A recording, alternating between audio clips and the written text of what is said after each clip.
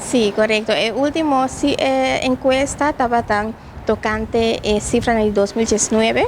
En Ana nossa mira também que cifra de bruto binnenlands product, producto interno bruto, essa é eigenlijk a cifra que nós estamos berekenen em encuesta aqui. E a cifra de BBP está mostrando que ha subido 6,8%, pues a economia cresce em 2019 comparado com 2018. Me dá assim parênteses um rato pues, sobre o Pibiano está em pergunta de como está papiando agora aqui de 2019. A encuesta que a começar agora aqui também tocante 2020. Não está atrás, não está cana, não está dependendo de informação que está disponível, cerca da empresa não. E obviamente saquei desde Nayar, pues que agora que entretanto está claro. Então, o que está mais importante para nós é o desenvolvimento econômico que nós estamos mirando de lapso de anos.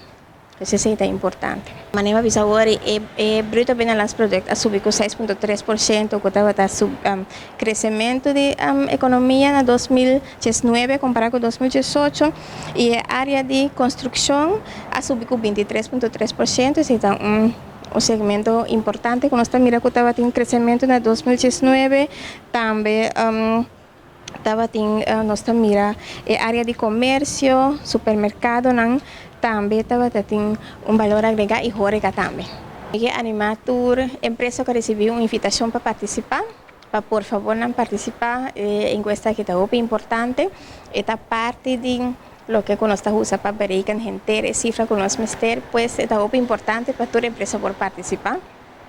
Nós está garantizada também, por supuesto, confidencialidade, tour, cifra não que nós recolher. E não tem nenhuma maneira que nós por conectar cifra de empresa com número de empresa. E qualquer pessoa que tem pergunta, o tocante de encuesta aqui, se tem mestre de ajudança para ir na encuesta, também será possível. E se tem pessoa que tem qualquer pergunta sobre qualquer estatística também, tem diferente maneira que não por contactar-nos. Não por chamar-nos na 717-8676.